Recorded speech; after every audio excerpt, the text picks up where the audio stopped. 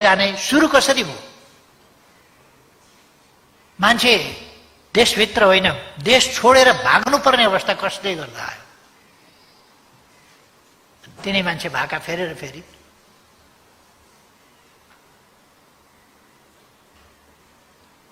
अनि बोलेपछि मान्छेले यसो बोले नि भने त्यो त त्यस्तै हो। नील वर्ण सङ्गाल कथा भन्छ। एउटा नीलो वर्णको एउटा रङ रङ्गाउने त्यो डाइङ टबमा चाहिँ एउटा स्याल झुकिएर पानी खान गएको, त्यसैमा परेछ। त्यसपछि ऊ निलो भयो, निलो रङबाट रङ्गियो र निलो भयो। अनि जङ्गलतिर फर्किएपछि के हो यस्तो? यो त निलो छ, यस्तो निलो जनावर त यस प्रकारको देखाएको थिएन भनेपछि म विशेष प्रकारको जनावर हुँ, यहाँ हुँ त्यहाँ हुँ, धेरै गफ दियो उसले। बाघहरूको हुलमा पुगेछ। ए के आयो, को यो भने म जङ्गलको राजा हुँ। नील वर्णको म मात्रै एउटा यस्तो जीव हुँ, मभन्दा श्रेष्ठ कोही छैन, म नील वर्ण। पत्याउँदै गए सबैले, होला भने गफै दिइराखेका थियो। तर अलिकति साँझ परेपछि अलिक पर स्याल कराएछ। अलिक पर स्याल कराएपछि त्यो नील वर्ण भएको स्याल पनि ठाडो घाँटी लाएर कराउन थाल्यो। स्यालको एउटा धर्म के हुन्छ भने एउटा स्याल कराएपछि अर्को नकराइ हुँदैन। अनि त्यो स्याल पनि ठाडो घाँटी लगायो, हु हु गर्न थालेपछि बाघले झप्पु दिएर यलीलाई समाप्त पायो। बोलेपछि बोलीबाट चिनिन्छ, नबोल्दासम्म त कसरी चिन्ने? बोलेपछि चिनिन्छ। तर आज बोल्छ एउटा कुरा, नेपाली जनताले अलिक बिर्सिएको देख्दा चाहिँ मलाई छक्क लाग्छ, बिर्सिन नहुने। अर्को कुरा, म बौद्धिक जगतलाई आग्रह गर्न चाहन्छु, क्षणिक आवेश उत्तेजना अथवा हाम्रो बौद्धिकता, हाम्रो ज्ञान, हाम्रो सिप, हाम्रो नलेज, हाम्रो प्रतिबद्धता देशप्रति हुनुपर्छ, जनताप्रति हुनुपर्छ, देशको सुन्दर भविष्यका लागि दिनुपर्छ र इमान्दारिताका साथ काम गर्नुपर्छ। अब मदन भण्डारीको सोच भनेको वैयक्तिक संकीर्ण तात्कालिक स्वार्थहरूको व्यापार गरेर हिँड्ने होइन। दीर्घकालीन रूपमा देश र जनताको भलो गर्ने, देशमा मेलमिलाप होस्, शान्ति होस्, देशमा सुशासन र विकास होस्। अहिलेको परिस्थिति कस्तो छ? नेपालका राजनीतिक शक्तिलाई हेर्नुभयो भने अहङ्कार, दम्भ, असन्तुष्टि, छटपटाहट, त्यो छटपटाहट तपाईँ देख्न सक्नुहुन्छ। कोभिडको यत्रो महामारी छ, सरकारले निषेधाज्ञा जारी गरेको छ। नेपाली कांग्रेस जस्तो पार्टी आफ्नै नेतृत्वमा अहिले के भयो, के बित्यो र आन्दोलनमा उत्रिनु पर्यो? के का विरुद्ध आन्दोलन? ताज्जुब नि, आन्दोलनको पनि त एउटा कारण हुन्छ नि। के का विरुद्ध? सरकारले विकास निर्माण गर्यो त्यसकारण, दार्चुलामा बाटो खन्दैछ त्यसकारण, महाकालीमा पुल बनाउँदैछ त्यसकारण, दैजीमा औद्योगिक क्षेत्र बनायो त्यसकारण, अथवा पूर्व पश्चिम राजमार्ग बनायो त्यसकारण, हजारौंको संख्यामा पुल बनायो त्यसकारण, ट्विन विस्थापन गरेर झोलुङ्गे पुल बनायो त्यसकारण। अचानक महामारी आयो, तर केही ठाउँमा नपुग्न सक्या होला, तर आम रूपमा अनलाइन शिक्षा सुरु गर्यो। यस्तो महामारी आयो अचानक, तर सम्पन्न देशहरूभन्दा पछि छैन नेपाल। त्यसअनुसार तत्कालबाट पहिलो स्वाब टेस्ट हामीले हङकङ पठाएर गरेका थियौँ। आज देशभित्रै पर्याप्त स्वाब टेस्ट हामी गर्न सक्छौँ, पिसिआर टेस्ट गर्न सक्छौँ। त्यो निःशुल्क गरेका छौँ हामीले। धनी देशहरूले निःशुल्क परीक्षण गरेका छैनन्। धेरै धनीहरूले निःशुल्क परीक्षण गरेका छैन, इन्सुरेन्सले कभर गरेको होला कतिपय ठाउँमा, त्यसबाहेक गरेका छैन। तर हामीले जहाँ इन्सुरेन्स भर्खर हामी सुरु गर्दैछौँ हेल्थ इन्सुरेन्स, त्यस ठाउँमा हामीले त निःशुल्क परीक्षण, निःशुल्क उपचार, अब खोप ल्याउन थालेका छौँ हामीले। अस्तिदेखि खोप ल्यायौँ। हामी खोप उत्पादक होइनौँ, तर खोप उत्पादक नहुँदा नहुँदै पनि एसियामा खोप उत्पादक भारतभन्दा पछि हामी दोस्रो हौँ भ्याक्सिन सुरु गर्ने, र हामीले धेरै अगाडि बढाएका छौँ। हामी कहाँ भ्याक्सिनको अलिकति केही प्राविधिक कुराहरू होलान्। हामीले जसरी पाउने सोचेका थियौँ, हामीले पैसा पेमेन्ट गरिसकेको, तिरिसकेको पनि हामीले खोप पाउन सकेका छैनौँ। त्यो खालको असहज परिस्थिति त छ, अप्ठ्याराहरू त छन्, तर हामी खोप त विभिन्नतिर कुरा गरेर ल्याइराखेका छौँ र खोपको कमी हुँदैन। लगभग यस वर्षभित्र भनेको अङ्ग्रेजीको यो वर्ष सन् 2021 भित्र मूल रूपमा चाहिँ हामी खोप लगाइसक्छौँ। मूल रूपमा अलिकति छिटपुट बाँकी रहला, किनभने हामी जतिसुकै छिटो गरे पनि, जस्तो चीनले अहिले पनि खोप लगाइराखेको छ, त्यो खोप भनेको चाहिँ त्यो खुरुखुरु लगाइहाल्न एकैछिनमा सकिने कुरा होइन। त्यसको सर्कल पनि हुन्छ, फेरि त्यसका लागि खोप उत्पादन पनि गर्नु पर्यो, एकैचोटि ल्याएर स्टोर गर्न सकिँदैन, फेरि त्यो डेट एक्सपायर हुन्छ, त्यसलाई उपयुक्त वातावरणमा राख्नुपर्छ। यी सबै पक्षहरू छन्। त्यसकारण लिमिट उत्पादन हुन्छ, लिमिट सप्लाई हुन्छ, लिमिट हाम्रो सामर्थ्य छ खोप दिने पनि। यो सबै कुराले हामी गर्छौँ। अनि यस्तो अवस्थामा सबै मिलेर एकजुट भएर राष्ट्रका समस्या समाधान गर्दै लोकतान्त्रिक अभ्यासबाट अगाडि बढ्नुपर्ने ठाउँमा लोकतान्त्रिक अभ्यासमा नजाने, संसदलाई पङ्गु बनाउने, जनतामा जान नदिने, जनतामा जाने अलोकतान्त्रिक कुरा भयो। जनतामा जानु, जनताले आवधिक मूल्याङ्कन गर्ने र ताजा जनादेश दिने कुरा चाहिँ प्रतिगमन भयो भन्नु जस्तो हास्यास्पद कुरा के हुन्छ? अलोकतान्त्रिक कुरा के हुन्छ? राजनीतिलाई जनताका बीचमा लान नदिने, राजनीतिलाई संसदबाट, जो जनप्रतिनिधिको सर्वोच्च संस्था हो, त्यहाँबाट निरूपण गर्न नदिने, त्यहाँ निरूपण गर्न नसक्ने, अदालतमा मलाई प्रधानमन्त्री बनाइ पाऊँ भन्ने। अनि लोकतान्त्रिक विधिबाट हो र सरकार ल्याउने कहाँबाट भन्दा अदालतबाट मुद्दा लडेर। दुनियाँमा मुद्दा लडेर सरकार आउने, अदालतबाट मुद्दा प्रधानमन्त्री छानिने सुन्नुभएको छ कहीँ? नेपालमा त्यो अभ्यास गर्न खोजिहाल्छ। जनताका बीचमा जान नहुने, प्रतिगमन हुन्छ। अनावश्यक संस्थाहरूलाई राजनीतिमा संलग्न गराउने र शक्ति पृथकीकरणको सिद्धान्तको व्यवहार त धज्जी उडाउने कति उपयुक्त हुन्छ? यसका लागि, यसमा दबाब दिन, अदालतलाई दबाब दिनका लागि आन्दोलन गर्ने, लोकतान्त्रिक शक्तिहरूका लागि स्वतन्त्र न्यायालयको फैसला आफ्नो पक्षमा पार्नका लागि दबाब दिन आन्दोलन गर्ने, कोभिडका बेला निषेधाज्ञा तोडेर राजनीतिक दलहरू, कानुनको राजमा राजनीतिक दलहरूले के उहाँहरूको आन्दोलन रोक्नका लागि निषेधाज्ञा जारी भएको हो र? कोभिड नियन्त्रण गर्नका लागि होइन। कोभिड हामीले नियन्त्रण गर्दै लगेका छैनौँ। प्रतिदिन 9,000 भन्दा बढी संक्रमित हुने ठाउँमा अहिले हामीले 1,000 को आसपासमा ल्याइसकेका छौँ। अनि यो संख्या घटाएको छैन, मृत्युदर घटाएका छैनौँ हामीले। लगभग 1,000 चाहन्छन् संक्रमित छ भने 3,000 चाहन्छन् निको हुनेको संख्या छ। निको हुनेको संख्या संक्रमितको संख्या भन्दा 3 गुणा बढी छ। यो हाम्रो सफलता होइन। यही सफलतालाई असफल पार्नका निम्ति अब निषेधाज्ञा तोड्ने, राजनीतिक दलहरूले जानी बुझिकन घोषणा गरेर निषेधाज्ञा तोड्ने हो भने अनि अरू के हुन्छ? अहिले संसद भवनलाई संसदीय क्रियाकलाप बाहेक अरू कुराका लागि प्रयोग गर्न दिइँदैन। तर तथाकथित बुद्धिजीवी बेला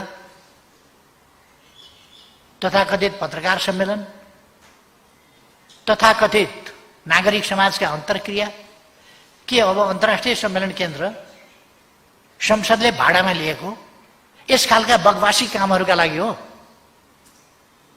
यसै गर्ने हो भने अरूले किन नपाउने? प्रचण्डका कार्यकर्ता सभामुख हुने बित्तिकै अनि प्रचण्डले जे भन्यो त्यो कानुनभन्दा माथि, अभ्यासभन्दा माथि हुने? खैर, यसैमा मेरो टाउको दुखाइ होइन। मेरो चिन्ता लोकतन्त्रको भविष्यप्रति हो। यस अभ्यासले लोकतन्त्रको भविष्य कहाँ पुर्याउँछ? लोकतान्त्रिक प्रणाली, मौजूदा संविधान, मौजूदा संविधानको आवश्यक समयानुकूल संशोधन प्रति मेरो विरोध छैन। समयानुकूल आवश्यक संशोधन त हुन्छ संविधानमा, तर संविधान नै च्याप्ने दिशामा उहाँहरू जो जाँदै हुनुहुन्छ र उल्टो हल्ला गर्दै हुनुहुन्छ, स्यालभुइँया मचाउँदै हुनुहुन्छ, केपी ओलीले संविधान च्यातो। जनताका बीचमा जाउँ भन्दा संविधान च्यातिन्छ? जनता, सार्वभौम सत्ता सम्पन्न जनताका बीचमा फैसलाका लागि जाउँ भन्दा संविधान च्यातिन्छ? चुनावै हुन नसक्ने खालको परिस्थितितर्फ र चुनाव हुनै नदिने र भोलि पनि गएर हेर्नु होला, कथम कदाचित उहाँहरूका हातमा पुग्ने हो भने चुनाव हुनेवाला छैन। चुनाव उहाँहरूका हातमा पुग्यो भने चुनाव हुनेवाला छैन। कस्ता तत्त्वहरू छन्? नेकपा एमालेको वरिष्ठ नेता हुँ भन्ने, नेकपा एमाले ध्वस्त पार्ने, कांग्रेसको नेतृत्वमा सरकार बनाउने, कम्युनिस्ट आन्दोलनको रक्षाका लागि, लोकतन्त्रको रक्षाका लागि बन्ने, अनुशासनहीन अराजक, योभन्दा अराजकताको नमुनाहरूको के हुन्छ?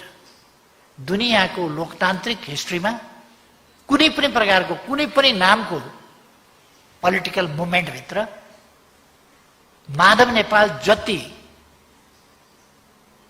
यति अराजक, अनुशासनहीन र इमान नभएको मान्छे, जुन चिन्हमा भोट लियो, जुन पार्टीबाट भोट लियो, जुन आदर्शका लागि भनेर ढाँटेर हिजो भोट लिएर संसदमा आयो, जुन कार्यकर्तालाई ढाँटेर नेता बन्यो, यो बीचमै राजीनामा दिनु पर्दैन? मैले नयाँ राजनीति सुरु गरेँ, नयाँ विचार सुरु गरेँ भन्नु पर्दैन? उल्टै जिन्दगीभरि मदन भण्डारीको विरोध गर्ने, मदन भण्डारीका विचारको विरोध गर्ने। आज त यसो हेर्छु, मदन भण्डारीको जन्म जयन्तीको सन्दर्भमा वक्तव्य आइरहेको छ।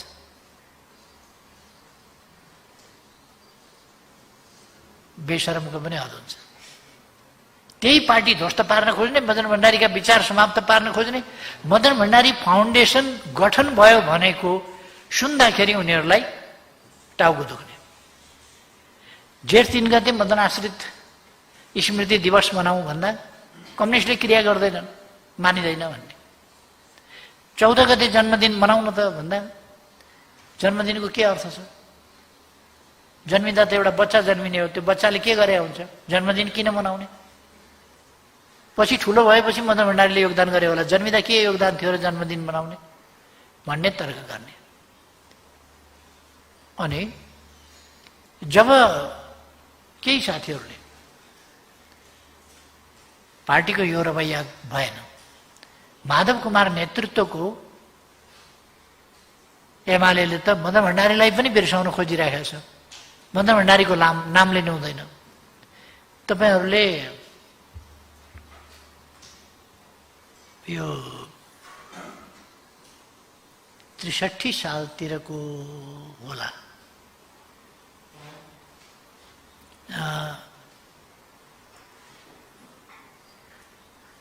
जेठ 1 गतेको, जेठ 1 गते 63 साल हुनुपर्छ अथवा त्यसको आसपास जेठ 1 गतेको छलफल पत्रिकामा माधव नेपालको लेखको रूपमा, त्यो लेख होइन, उहाँले भनिदिएर त्यो टिपेर लेखको रूपमा प्रकाशित गरे। जेठ 1 गतेको त्यो हेर्नुभयो भने जेठ 1 गते मदन भण्डारीको बारेमा माधव नेपालले के भन्छ, त्यसको आसपास हिमाल टाढाबाट हेर्दा जेठ 1 गतेको छलफल पत्रिका, तर नजिकैबाट हेर्नेलाई थाहा हुन्छ।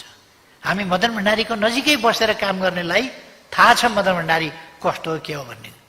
बाहिरबाट हेरेर राम्रो राम्रो भनेर हुन्छ? टाढाबाट त हिमाल पनि राम्रो देखिन्छ, नजिकै गएर हेरेर त कस्तो छ हिमाल,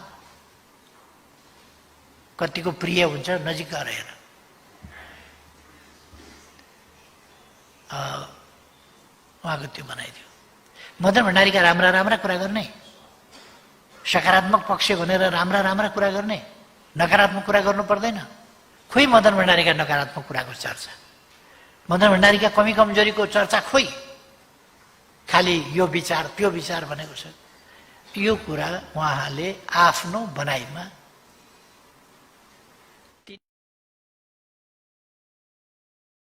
पर्दैन। खोइ मदन भण्डारीका नकारात्मक कुराको चर्चा, मदन भण्डारीका कमी कमजोरीको चर्चा खोइ, खालि यो विचार त्यो विचार भनेको छ। यो कुरा उहाँले आफ्नो बनाइमा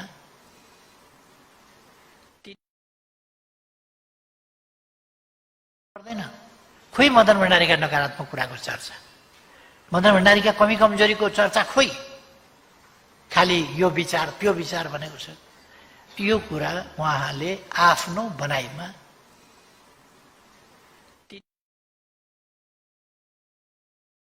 पर्दैन। खोइ मदन भण्डारीका नकारात्मक कुराको चर्चा, मदन भण्डारीका कमी कमजोरीको चर्चा खोइ, खालि यो विचार त्यो विचार भनेको छ। यो कुरा उहाँले आफ्नो बनाइमा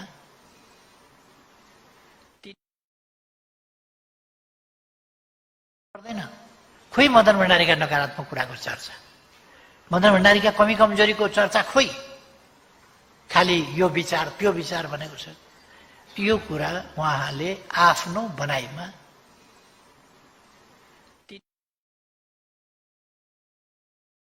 पर्दैन। खोइ मदन भण्डारीका नकारात्मक कुराको चर्चा। उहाँ जहाँ चिनी कानमा हाल्ने मान्छे भेटिन्छ त्यहीँ कुद्नुहुन्छ। प्रचण्डका पछाडि किन कुद्नुभयो उहाँ? प्रचण्डले कानमा चिनी हाल्दिने भएको हुनाले। प्रचण्डलाई के छ, देश बनाउनु छैन, आन्दोलन बनाउनु छैन, केही छैन। त्यत्रो वितण्डा गरेर, यही देशमा वितण्डा गरेर लोकतन्त्रका विरुद्ध लडेर आएको होइन, हामीले बडो मुस्किलले हतियार बिसाउनु लगाएको होइन। अनि तानाशाही ल्याउँछु लाद्छु भनेको होइन। आफू सरकारमा हुँदा, प्रधानमन्त्री हुँदा बेलिभोलेन्ट के अरे डिक्टेटर चाहिएको छ नेपालमा, अथवा नेपालमा डिक्टेटर चाहियो। बेनिभोलेन्ट भनेको आफू भयो भने बेनिभोलेन्ट, अर्को भयो भने गैर बेनिभोलेन्ट, तर डिक्टेटर चाहियो। उहाँको भनाइ त त्यही हो। र उनले ल्याउन खोजेको एकदलीय एकाधिकारवादी तानाशाही त्यो व्यवस्था हो।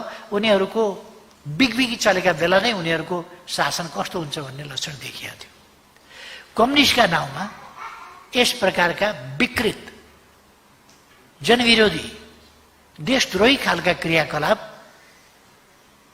जननेता मदन भण्डारीले अगाडि सार्नु भएको जनताको बहुदलीयसँग, जनवादसँग किञ्चित मेल नखाने मात्रै होइन, यी विपरीत कुरा हुन्।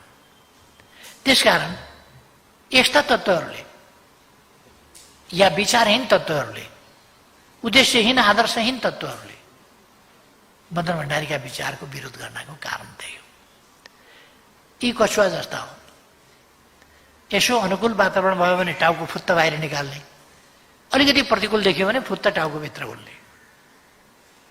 उनीहरूलाई अहिले मदन भण्डारीको नाम, माधव नेपालले मदन भण्डारीलाई कहिले पनि सम्झिनु नपर्ने, यसपल्ट चाहिँ मदन भण्डारीलाई सम्झिनु पर्ने र वक्तव्य दिनुपर्ने मदन भण्डारीलाई सम्झिए जस्तो गरेर। किनभने कार्यकर्ता अल्मल्याउनु छ।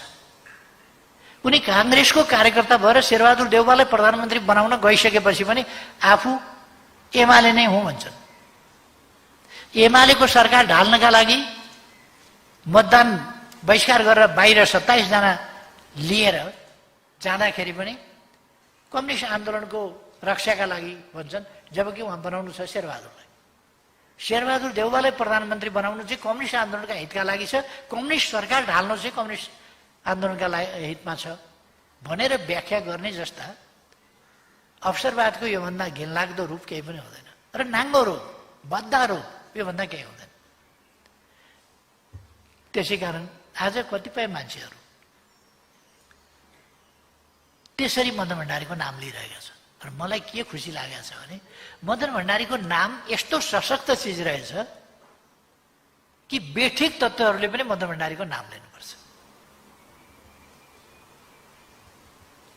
एक दिन म एउटा खोलाको बाटोबाट आउँदै थिएँ, अनि एकजना बच्चो मान्छे चाहिँ अलि बच्चो ठिटो युवा बाहुन रहेछ।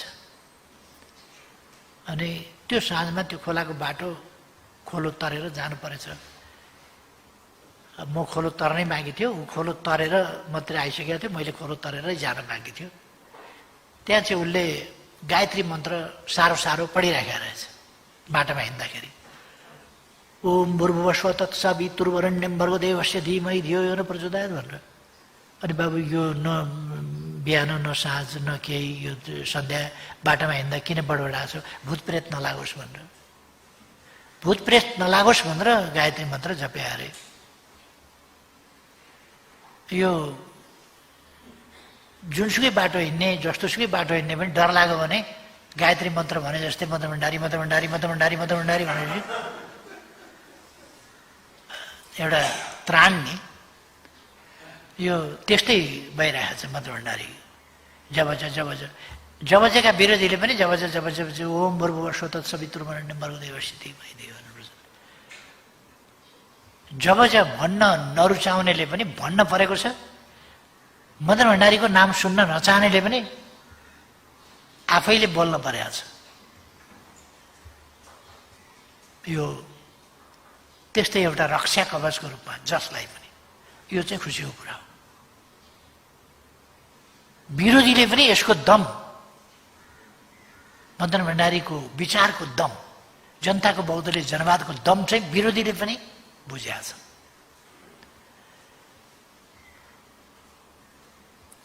मदन भण्डारीले नेपालको सन्दर्भमा एउटा विकट अवस्थामा आन्दोलनको वास्तविक वैचारिक र साङ्गठनिक अगुवाई गर्नु आफ्नो कालमा। मदन भण्डारीको समयमा वैचारिक नेतृत्व अरू कसैले वैचारिक नेतृत्व गरेन। उहाँको वक्तव्यलाई जनताले असाधारण ढङ्गले मन पराउने कारण के हो भने उहाँको विचारमा, वक्तव्यमा खालि वक्तव्य मात्रै हुँदैन थियो, राजनीतिक खालको वक्तव्यका लागि वक्तव्य, क्षणिक वक्तव्य, त्यो भनिसकेपछि त्यसको उपादेयता सिद्धियो, त्यस्तो वक्तव्य मात्रै हुँदैन थियो। उहाँको वक्तव्यमा एउटा बाटो हुन्थ्यो, एउटा गन्तव्य हुन्थ्यो,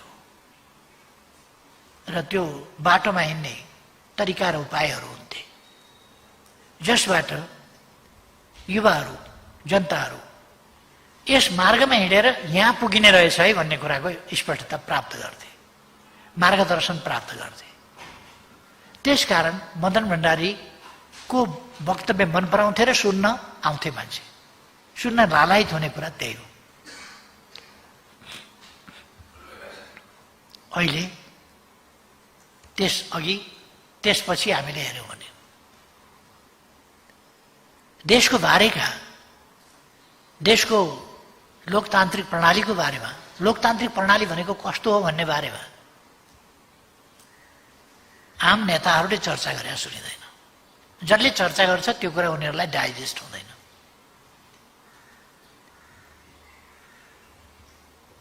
मदन भण्डारीको विचारमा स्पष्ट थियो, सिद्धान्तका नाउँमा, सिद्धान्तवादिताका नाउँमा, उद्देश्य र उद्देश्य केन्द्रित राजनीतिको नाममा उहाँ अजीब, निर्जीव त्यस्तो सिद्धान्त जसलाई जडसूत्रका रूपमा बुझेर सिद्धान्तका नाउँमा सेक्रिफाइस हुने कुरालाई उहाँले उपयुक्त होइन भन्नुहुन्थ्यो। र उहाँ भन्ने गर्नुहुन्थ्यो सिद्धान्तका लागि जीवन होइन, जीवनका लागि सिद्धान्त हो। सिद्धान्तलाई हामीले निर्जीव रूपमा, जडसूत्रको रूपमा होइन, अथवा एउटा नकलको रूपमा पनि होइन। हामीले सिद्धान्त जीवनका लागि हो, सिद्धान्तका लागि जीवन होइन भनेर सिद्धान्तहीन, आदर्शहीन ढङ्गले अगाडि बढ्ने पनि होइन।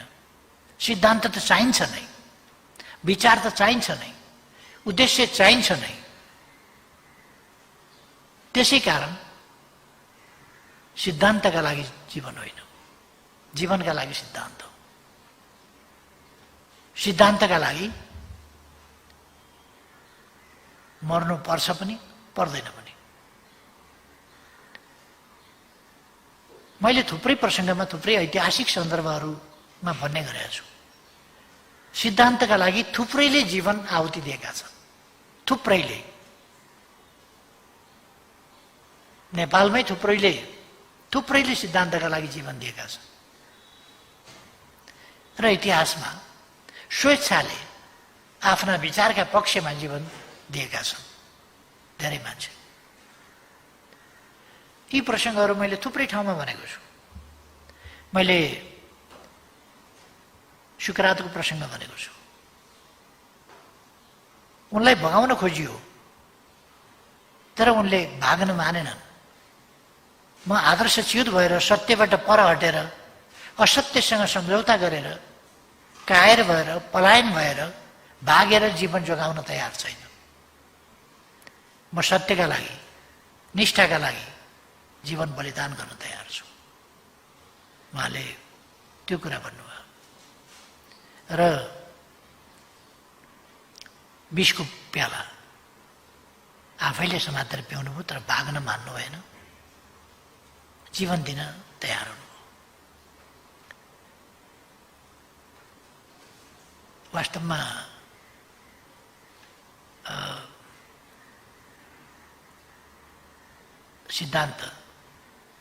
सिद्धान्त भनेको जस्तो पायो सिद्धान्त होइन, सत्य सिद्धान्त, सत्यमा आधारित सिद्धान्त। सिद्धान्त जो मानव जातिको बृहत्तर हितका लागि समर्पित होस्, सिद्धान्त जो धरतीको बृहत्तर हित अथवा रक्षा, सुरक्षा र भविष्य, मानव जातिको भविष्य सुनिश्चित गर्ने कुराका लागि सिद्धान्त होस्, त्यो चाहिँ सिद्धान्त हो। त्यो सिद्धान्त जसले मानव समाजलाई सुन्दर बनाउने र भविष्यलाई सुरक्षित राख्ने कुरामा योगदान गरोस्, हो त्यो सिद्धान्त।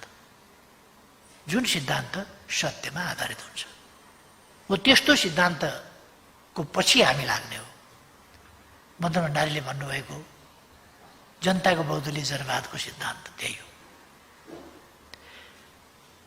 मैले अघि भने मदन भण्डारीले विचारहरू अगाडि सार्दा एउटा संकीर्ण दायराभित्रको, सीमित दायराभित्रको, राजनीतिक क्षेत्रभित्रको मात्रै होइन, समग्र समाजसँग सरोकार, मानव जातिसँग सरोकार, आज वर्तमानसँग सरोकार र भविष्य, सुन्दर भविष्य, सुनिश्चित भविष्यसँग सरोकार राख्ने विचारहरू, त्यससँग सम्बन्धित बनाएर व्यापक अर्थमा आफ्ना विचारहरूलाई प्रस्तुत गर्नुभएको छ। डेमोक्रेसी भन्दाखेरि केही पोलिटिकल फ्रिडमका कुरा मात्रै होइन। डेमोक्रेसी भनेको जनतामा सार्वभौम सत्ता रहेको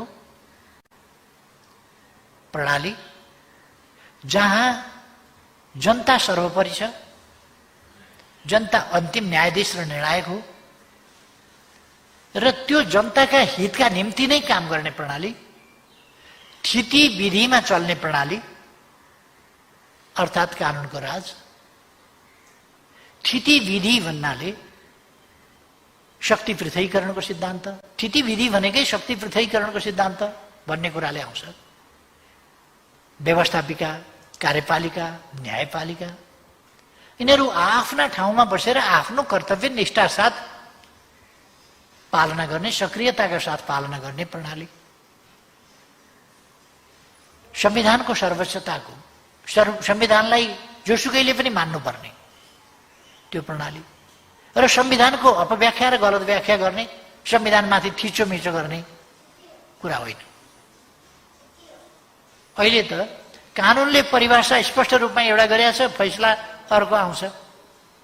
कानुनले एउटा निर्दिष्ट गरेको छ, स्पष्टै रूपमा उल्लेख गरेको छ, भनेको छ।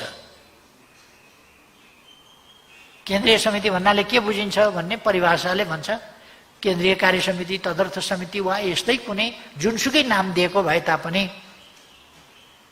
केन्द्रीय निकायको अधिकार प्रयोग गर्ने हैसियत भएको केन्द्रीय वा राष्ट्रिय तहको संस्था बुझ्नुपर्छ।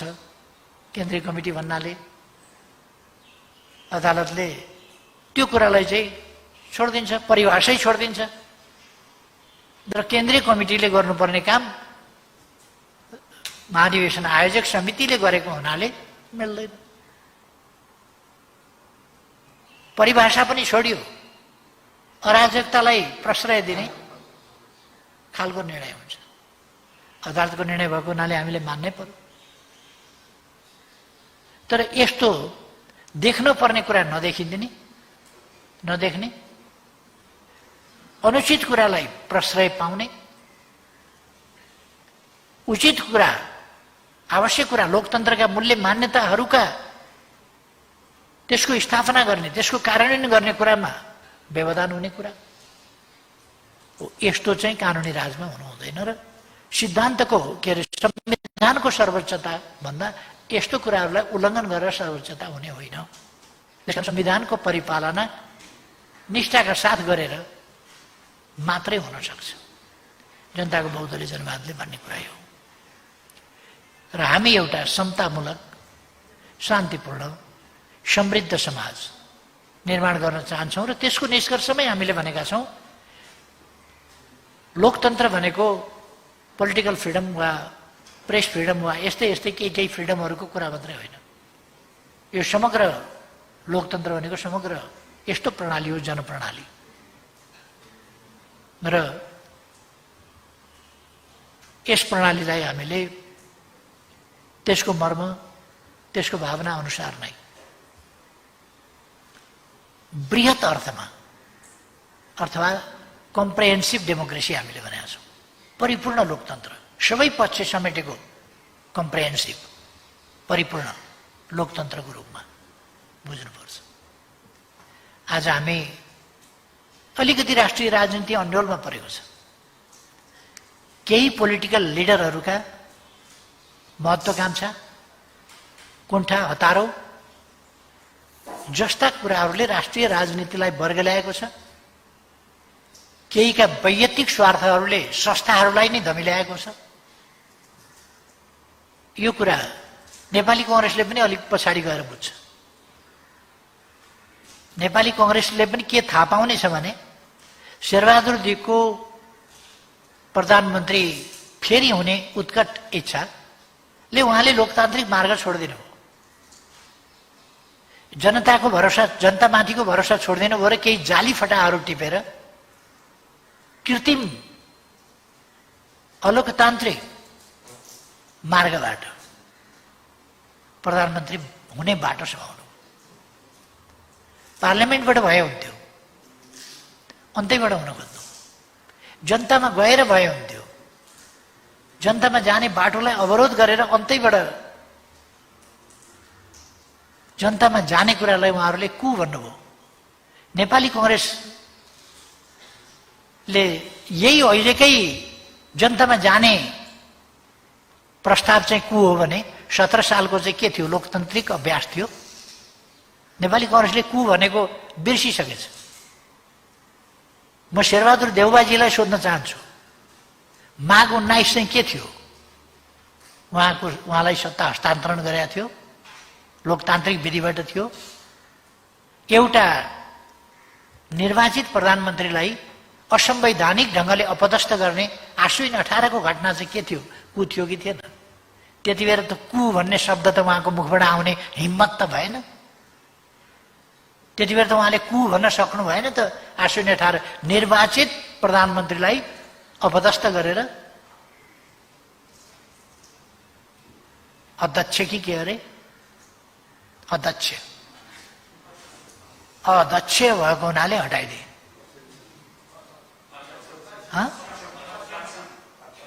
अक्षम भएको हुनाले हटाइदिए अथवा सक्षम छैन। त्यसकारण जननिर्वाचित प्रधानमन्त्री सक्षम छ कि छैन भन्ने निर्णय गर्ने एउटा आर्टिफिसियल्ली बनेको तथाकथित गद्दीमा बस्ने व्यक्तिको काम होइन त्यो। त्यो जनताको काम हो अक्षम छ कि सक्षम छ भन्ने।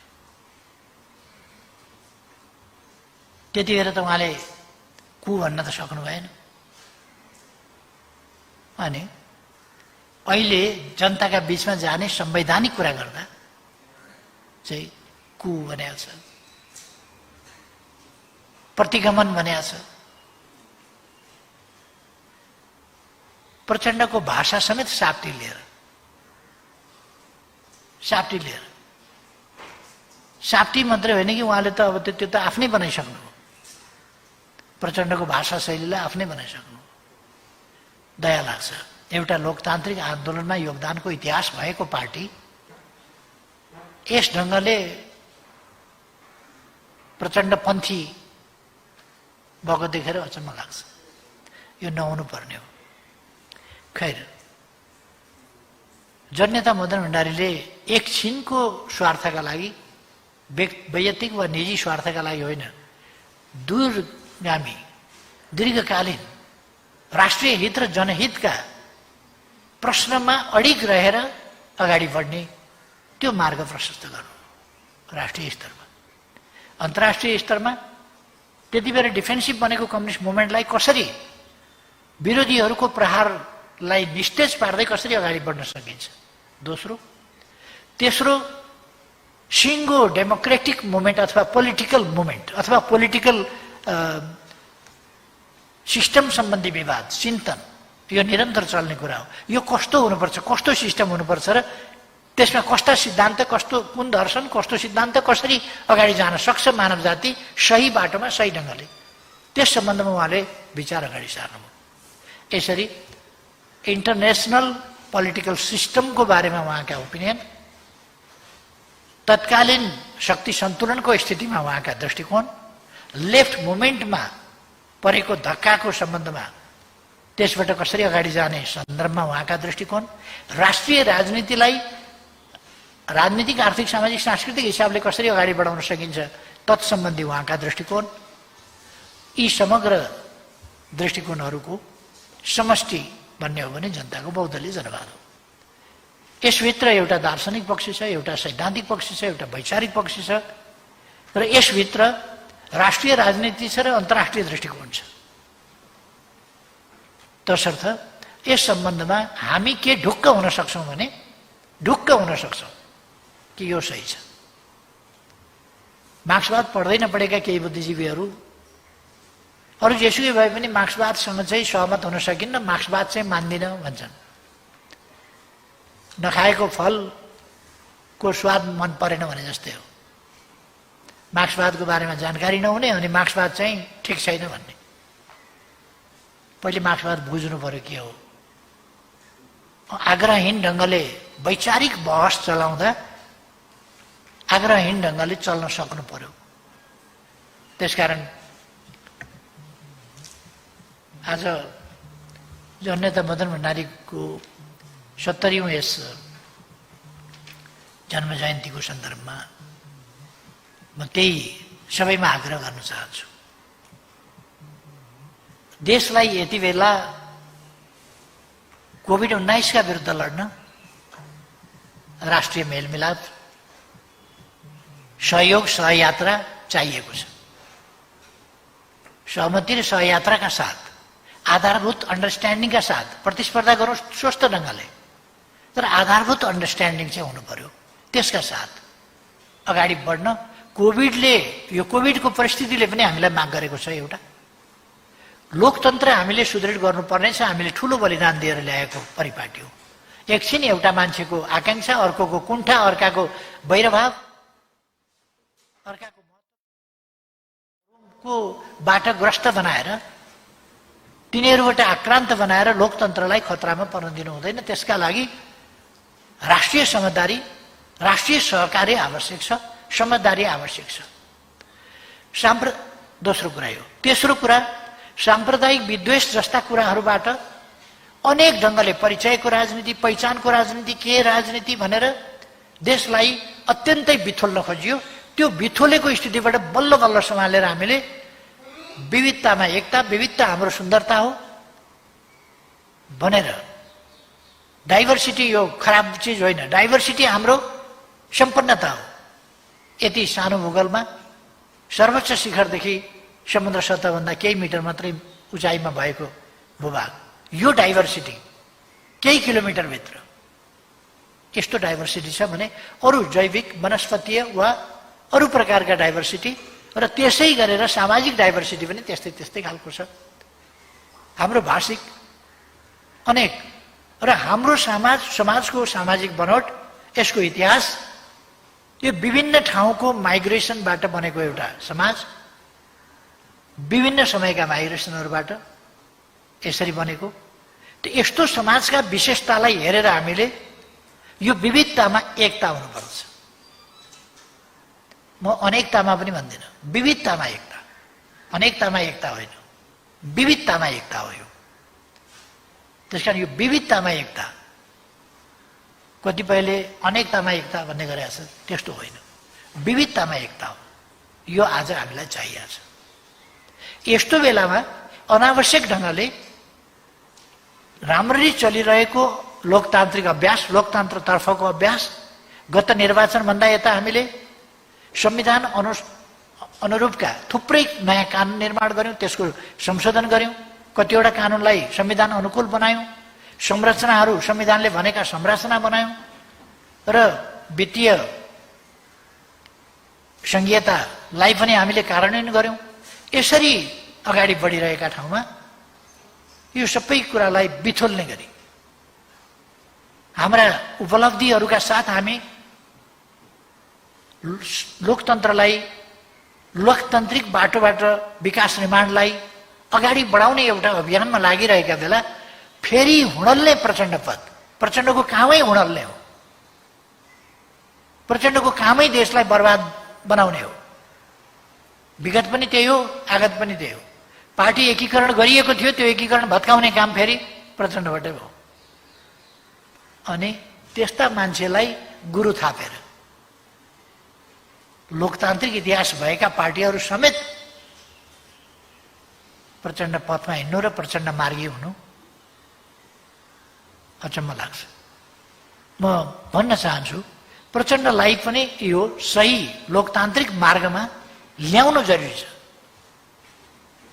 हामीले सीके राउतलाई यस मार्गमा ल्याएका छौँ, विप्लवलाई यस मार्गमा ल्याएका छौँ, प्रचण्डलाई हिजो यस मार्गमा ल्याएका हौँ।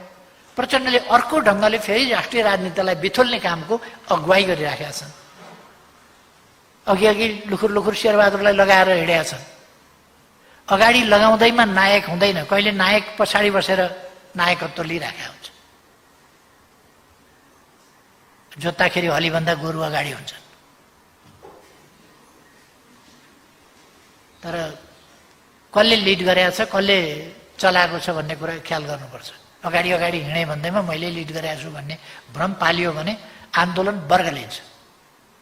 त्यसकारण अगाडि बसेर पनि पछाडि बसेर पनि लोकतान्त्रिक शक्तिले गलत बाटोमा मिसलिड हुनु हुँदैन, मेरो सबैमा आग्रह छ। र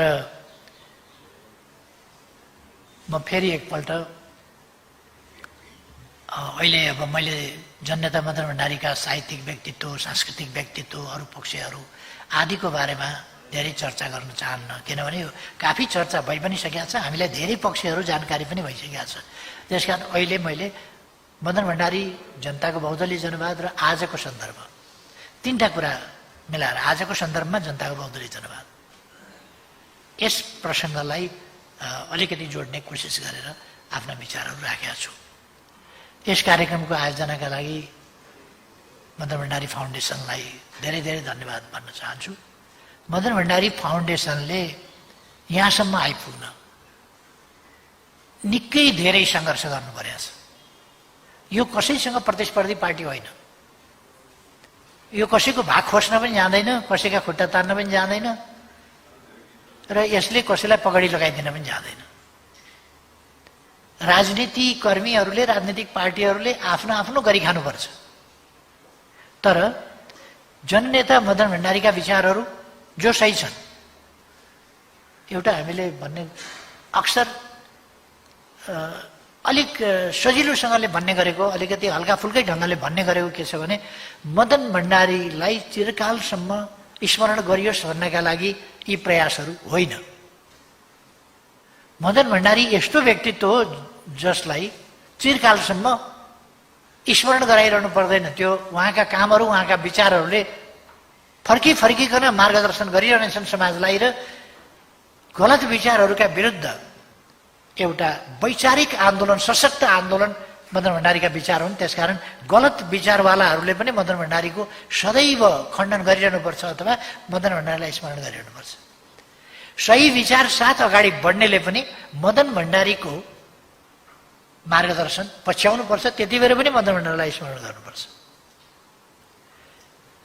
र अरू थुप्रै कुराहरूमा मदन भण्डारीलाई फलो गर्नुपर्छ। त्यसकारण हाम्रा मदन भण्डारी फाउन्डेसनका क्रियाकलापहरू मदन भण्डारीको स्मृतिलाई जीवन्त राख्नका लागि अथवा जीवित राख्नका लागि होइन, मदन भण्डारीबाट शिक्षा लिएर समाजलाई अगाडि बढाउनका लागि हो। मदन भण्डारीको स्मरणलाई जीवित राख्नका लागि केही प्रयास गर्नु पर्दैन। त्यो त यस्तो चिज हो कि विरोधीले पनि नाम लिनुपर्छ, त्यो यस्तो चिज हो। त्यसकारण यो चाहिँ हामीलाई मार्गदर्शन गर्नका निम्ति आवश्यक छ, हामीलाई समाज बनाउनका निम्ति आवश्यक छ, सुन्दर समाज बनाउनका निम्ति। त्यसकारण यो यस पक्षमा चाहिँ हामीले अलिकति जोड दिनुपर्नेछ। यसका निम्ति मदन भण्डारी फाउन्डेसनले सहनु परेका ताडना, लान्छना, व्यवधान, अवरोध यी सबै कुरा मैले देखाएको छु यी वर्षहरूमा। मदन आश्रित स्मृति प्रतिष्ठान हामीले निर्माण गरेका थियौँ सुरुमै, उति बेलै मदन आश्रितको निधन हुने बित्तिकै, उहाँहरूको हत्या हुने बित्तिकै। तर त्यसलाई निष्प्रभावी बनाइयो, निकम्म बनाइयो। त्यसका निम्ति जमिन छुट्याइयो, रकम छुट्याइयो, भवन बनाइयो, तर त्यसलाई अगाडि बढ्न दिएन। वाचस्पति देवकोटाले मदन भण्डारीको पहिलो सङ्कलित रचना, मदन भण्डारीको सङ्कलित रचना भनेर एउटा पुस्तक छाप्नुभयो। उहाँ मदन आश्रित प्रतिष्ठानको अध्यक्ष हुनुहुन्थ्यो। त्यो पुस्तक निकालेपछि कसले पुस्तक निकाल्नु भनेको थियो, किन जान्ने भएर पुस्तक निकाले भनेर उहाँलाई अध्यक्षबाट हटाइयो। अध्यक्षबाट हटाउने अरू कोही होइन, मिस्टर माधव नेपाल। मिस्टर माधव नेपालले, वाचस्पति देवकोटा अहिले पनि हुनुहुन्छ, सोधे हुन्छ उहाँलाई। पुस्तक प्रकाशन गरेको हुनाले हटाइयो। दासढुङ्गामा दुर्घटना परेको जीप त्यो सङ्ग्रहालयमा राखौँ जस्ताको तस्तै भनिएको थियो, तर त्यो जस्ताको तस्तै राख्दाखेरि एउटा इतिहास रहला भन्ने डरले त्यसलाई हतार वर्कसपमा पठाइएछ र पेन्टिङ गराएर चढ्ने कुदाउने पो गर्न थालिएछ। हामीले थाहा पाउँदाखेरि त अस्ति नै गाडी एकजना के भुषाल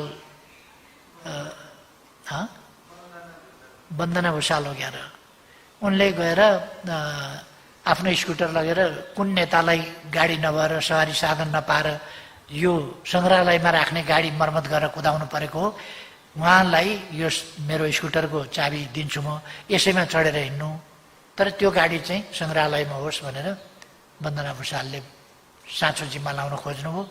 साँचो जिम्मा लिन त्यहाँ कोही पनि तयार भएन, तर गाडी चाहिँ मर्मत गरेर चलाउन थालिएको थियो। त्यो गर्ने मध्ये एकाध मान्छेहरू माधव नेपालकै नेतृत्वमा परिचालित भएका मान्छेहरू नै हुन् यस्ता खालका कामहरू गर्ने। वाचस्पति देवकोटालाई त्यहाँबाट हटाइयो नै।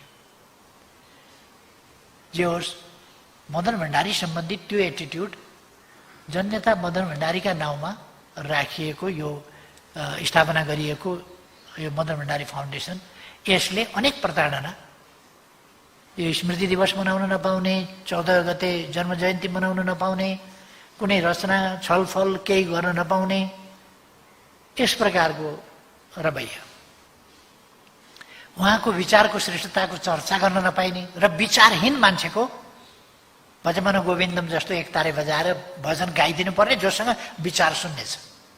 विचार छँदै छैन त्यस्ताको चाहिँ टेन्डेङ टेन्डेङ माधव माधवम माधवम माधवम गाउनु पर्ने। त्यो नसक्ने भएपछि त्यो नेतृत्व विरोधी हुने। यो सिलसिलासँग जुधेर फाउन्डेसन आयो। फाउन्डेसनलाई जीवित राख्न, फाउन्डेसनलाई क्रियाशील बनाउन, अगाडि लान कृत सङ्कल्पित भएर अगाडि बढ्नुभएका युवा पङ्क्तिका साथीहरूलाई म विशेष धन्यवाद भन्न चाहन्छु। मलाई तपाईँहरूले यस सङ्गठनको, संस्थाको संरक्षक राख्नुभएको छ। यसको संरक्षणका लागि मैले सक्दो प्रयास गर्ने नै छु। संरक्षक भनेको चाहिया बेला हुन्छ क्या, खोलाले बगाउन लाग्यो भने समातेर निकालिदिने, कतै काहीँ केही हुन लाग्यो भने त्यति बेला बसाइदिने। त्यो अब दिने पछि त यसले काम गर्दैन, अरूले काम गर्छन्। अब म संरक्षकले किन काम गरेन भन्न चाहिँ त्यति भन्नुभएको छैन होला, किन संरक्षक भनेको दैनन्दिन काम गर्ने नै होइन। त्यसले त परिआएका बेला संरक्षण गर्ने हो, कुनै अप्ठ्यारो पर्यो भने। त्यसकारण मबाट हुन सक्ने सम्मको संरक्षकत्व भइहाल्छ। तपाईँहरू अगाडि बढ्नुहोस्, साथ सहयोग, हामी सबैको साथ सहयोग रहन्छ। सिङ्गै कार्यकर्ता पङ्क्तिको रहन्छ, जनताको रहन्छ, बुद्धिजीवीहरूको रहन्छ, जो समाजको, नेपालको, देशको भलो चाहने, जनताको भलो चाहने, लोकतन्त्रको रक्षा र सुदृढीकरण चाहने सबै राजनीतिक, साहित्यिक वा कलाकार हरेक क्षेत्रबाट तपाईँहरूले साथ पाउनुहुनेछ। तपाईँहरूलाई धेरै धेरै धन्यवाद भन्न चाहन्छु र आफ्नो भनाइ टुङ्ग्याउँछु। धन्यता मदन भण्डारीप्रति धेरै धेरै श्रद्धासुमन। जनताको बहुदलीय जनवाद जिन्दाबाद। धन्यवाद सम्माननीय प्रधानमन्त्रीज्यू, मदन भण्डारी फाउन्डेसनका संरक्षक र उपस्थित महानुभावहरू। लगभग हामी झन्डै 2 घण्टाको सेरोफेरोमा बसेका छौँ।